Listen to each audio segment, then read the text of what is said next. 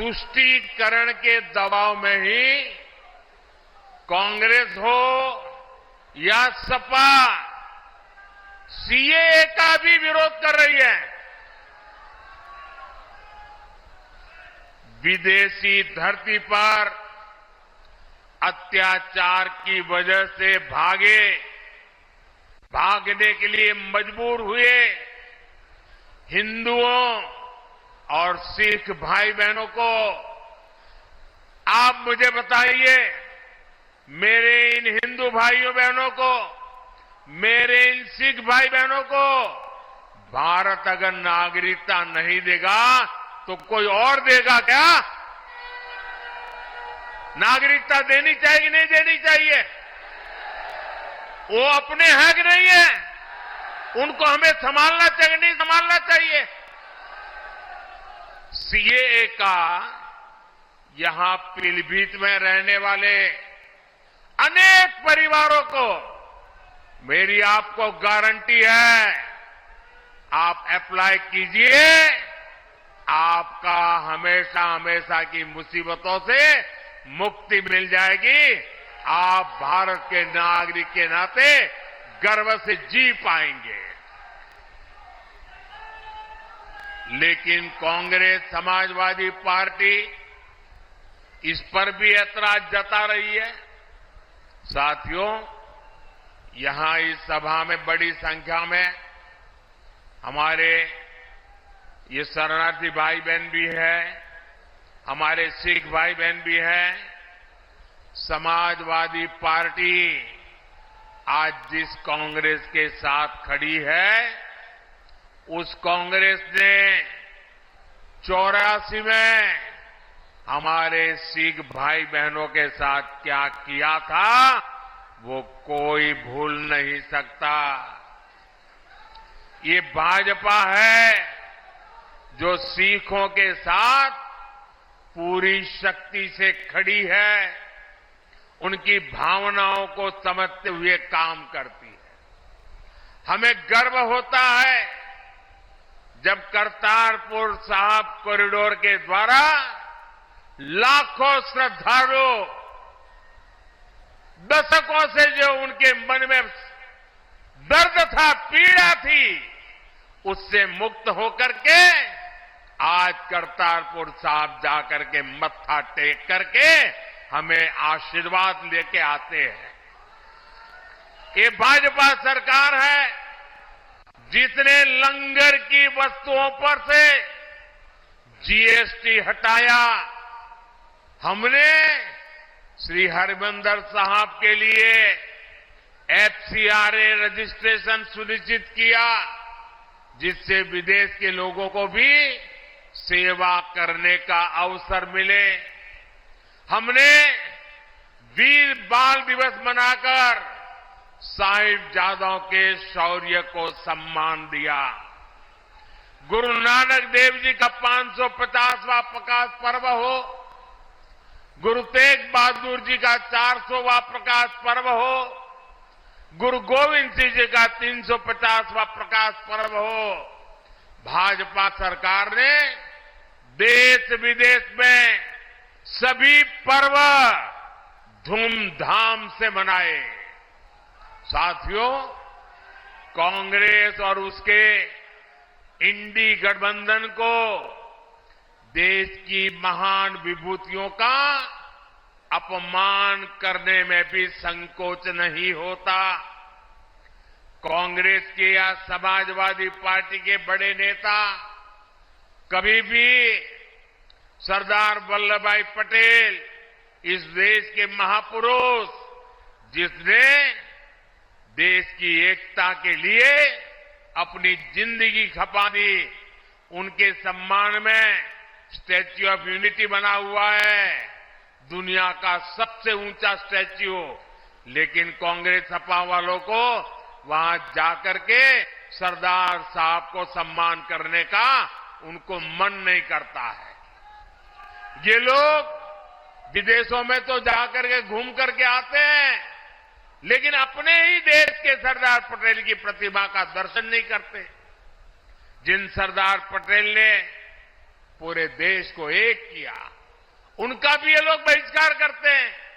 साथियों, भारत को बांटने की साजिश में जुटे इंडी गठबंधन से और कोई उम्मीद नहीं की जा सकती। इसलिए देश की एकता अखंडता के लिए भारतीय जनता पार्टी आपके आशीर्वाद के लिए हम आपके पास आए हैं।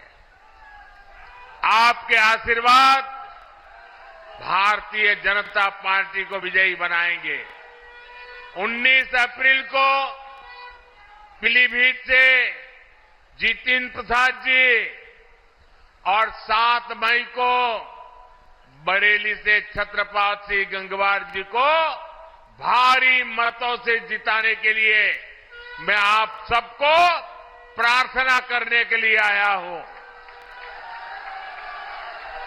आप मेरी बात घर घर पहुंचाएंगे, हर पोलिंग बूथ में जाएंगे, पोलिंग बूथ जीतने के लिए योजना बनाएंगे। अच्छा, मेरा एक काम करोगे, एक मेरा काम करोगे, मेरा पर्सनल काम है, करोगे? घर घर जाना और जाकर के बताना कि मोदी जी आए थे और मोदी जी ने आपको प्रणाम भेजा है। मेरे प्रणाम पहुंचा दोगे? मेरे साथ बोलिए, भारत माता की, भारत माता की, भारत माता की। बहुत बहुत धन्यवाद।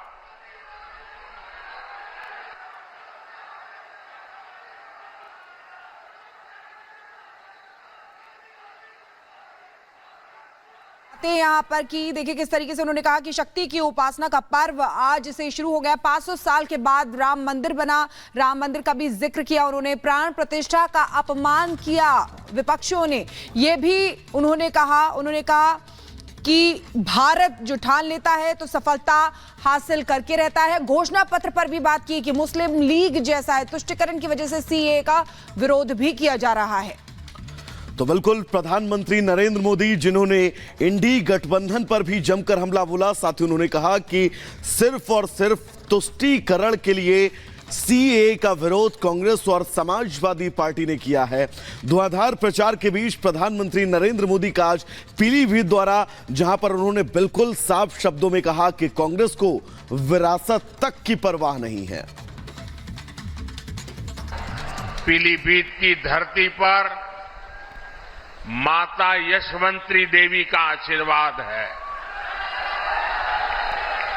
पीलीभीत में आदि गंगा मां गोमती का पवित्र उद्गम स्थल है। आज नवरात्रि के पहले दिन, शक्ति की पूजा के पहले दिन, मैं देश को ये भी याद दिला रहा हूं कि कैसे इंडी गठबंधन ने शक्ति को खत्म करने की सौगंध खाई है। आज देश भर में जिस शक्ति की पूजा हो रही है, उस शक्ति का कांग्रेस ने घोर अपमान किया है। जिस शक्ति के आगे हम शीश झुकाते हैं, उस शक्ति को उखाड़ फेंकने की बात ये कांग्रेस के नेता कर रहे हैं। शक्ति का कोई भी उपासक इंडी गठबंधन को इस अपमान के लिए माफ नहीं करेगा। माफ करेगा क्या?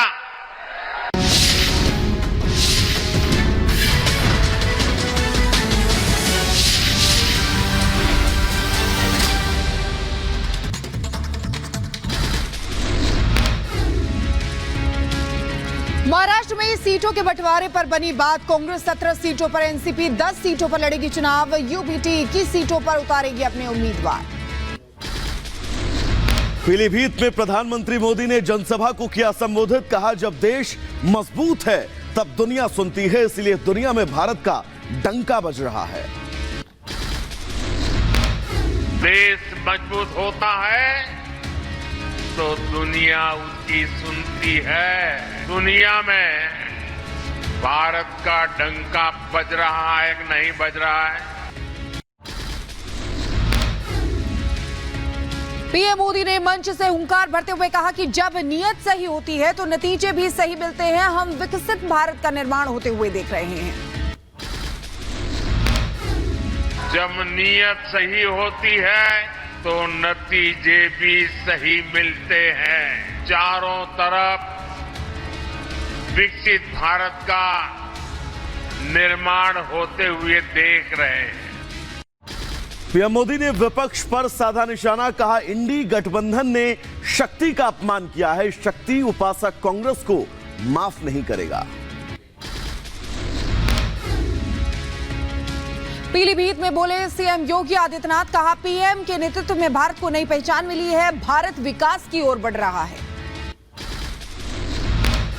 स्वर्ण युग के रूप में जाने जा रहा भारत आज आदरणीय मोदी जी के नेतृत्व में एक ग्लोबल पावर बनने की ओर अग्रसर है। देश की सुरक्षा पर सीएम योगी का बयान, कहा बदलते भारत में सुरक्षा के साथ विकास। बदलते भारत को हम सभी देख रहे हैं। जिस बदलते हुए भारत में सुरक्षा भी है, सम्मान भी है, विकास की बड़ी बड़ी परियोजनाएं भी हैं। मोदी जी के नेतृत्व में ही संभव हो पाया जब प्रधानमंत्री के रूप में मोदी जी देश के प्रधानमंत्री बने।